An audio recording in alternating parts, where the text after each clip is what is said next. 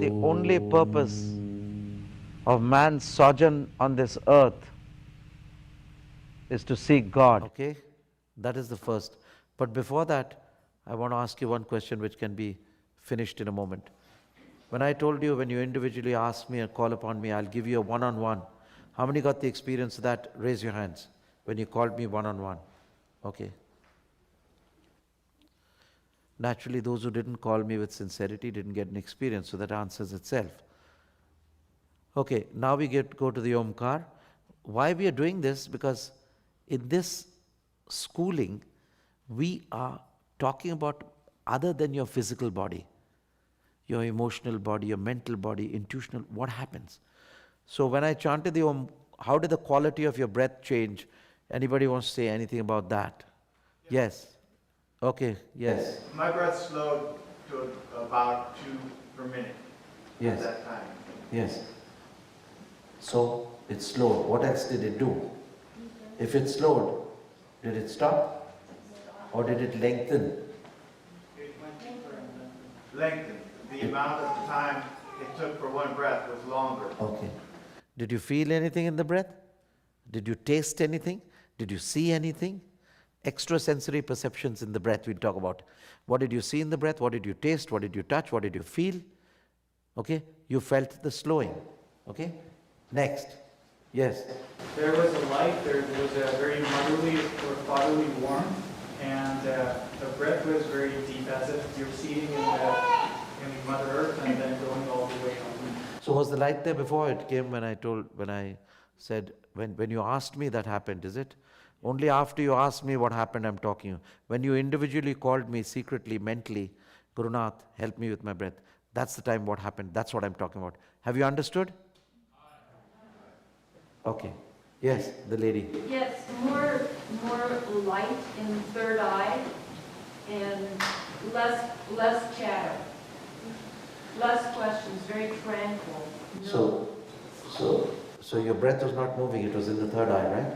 Right. You didn't move your breath, you're not breathing? No, Not the breathing? breath moved by itself. So you're not focused on the breath, but you were focused on the third eye? Being focused on the breath, the light came automatically on the third eye as the breath moved, right? Yes. You were focused on the breath, but the light came in the third eye. Yes. So Guru was lazy, he was just here, he should have moved with you in the breath. No, I think Anyway. the Guru moved in. Okay, I'm just trying to improve myself. Yes?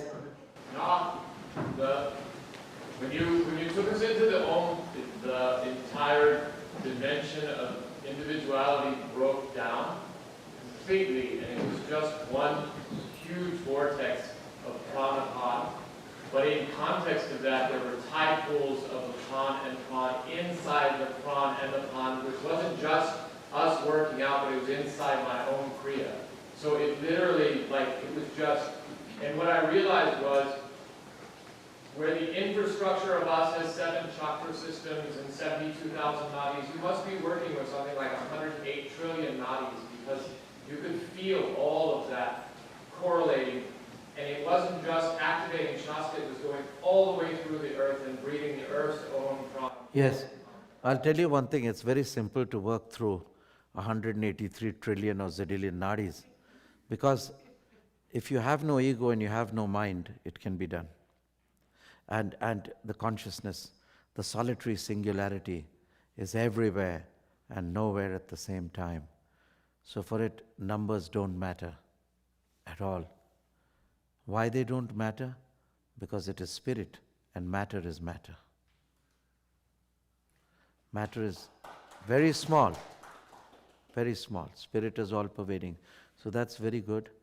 Subtler, the speed. You see, a kriya within a kriya. Yes. I felt so good. I felt when you gave me the initiation yesterday with the water and fire, I was sweating and I felt that your energy came to me. Thank you. And today I felt when you jumped the Om, my whole hair come up. I still feel so much stronger. Yes. And that was a blessing that I was waiting for many years to see you. Thank you. Wonderful. Fight the good fight with all your might, for God is your strength and God your light. And the Sadguru as a servant, as your servant of humanity, personifies your strength and your light. I'm here to serve you for strength and light. Yes, yes. I wanted to say that when I saw you in San Francisco and you did the breathing, it felt like I was breathing in silk. And I felt my lungs like bellows, and they just elongated, and it was so easy. And it was, obviously, it was you doing it, helping me. Mm-hmm. And then for 3 days after that, every time I thought about it, my lungs bellowed again. It was like, and very gently. It wasn't like deep, deep, hard. It was just this gentle, in and out. Okay, so this is what happened at San Francisco. What happened now, today?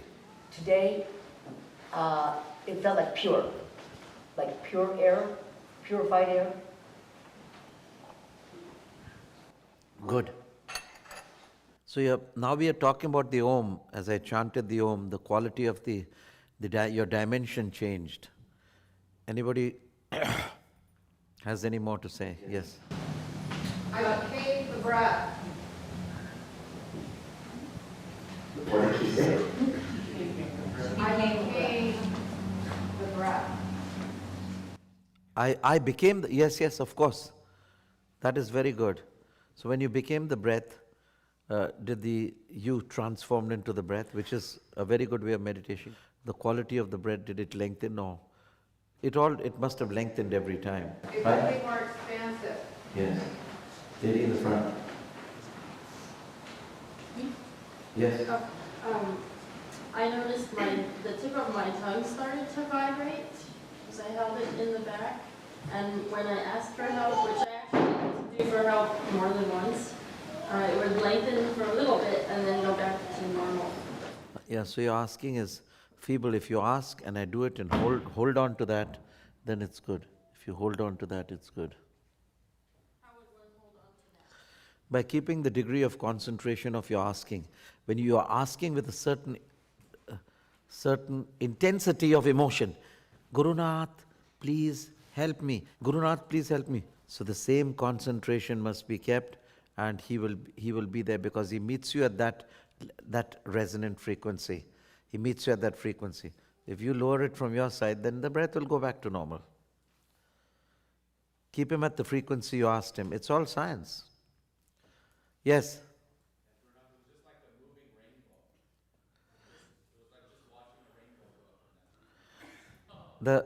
So I want a clarification.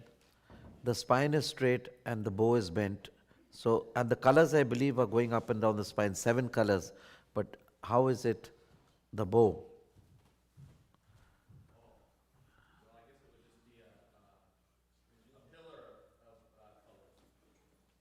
Yes? The feeling of the 7-colored light. The seeing of it, yes. And I chanted Om 3 or 4 times. Did the intensity of the colors or the length of the breath, did they change each time or did they remain constant? Just seemed constant, but the breath just became more watchful. More easy. I did it 7 times because still the mind was scattered, people's minds. So to bring them to attention, I repeated it again and again, calling all the faithful to practice the Kriya. I had to do it 4 or 5 times. Calling the faithful to prayer. Yes.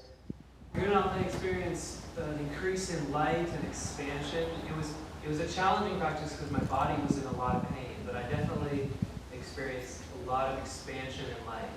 No, where's this? Is this the lawyer's voice or? No, I'm right here. Becky. Oh. So yeah, you experience that. Now you have to keep going. Why I started you with the meditation first is to collect the scattered mind. And now, since we are established in the spirit of the divine and focused to the Sadguru, now we can have question answers. Right? Now, if anybody wants to ask anything, they can ask. I just want to take that journey again with you, but I'm afraid that after I leave this atmosphere, it will be hard to reach that level again.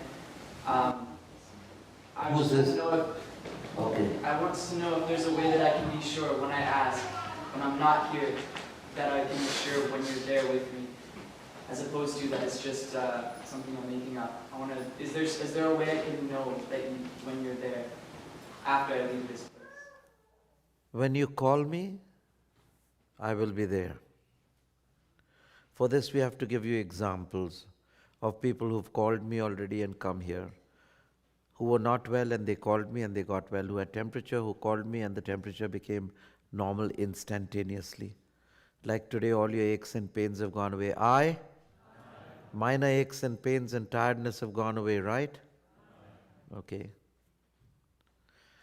I know that this happens, but I make you raise your hands so the others who have lesser faith than you, they can develop their faith by being in a congregation like this, where we all have faith in ourselves, in our teachers. If you have more faith in me, I can help you more. If you don't have faith in me, you tie my hands, I cannot go gate crashing into the personal property of your mind.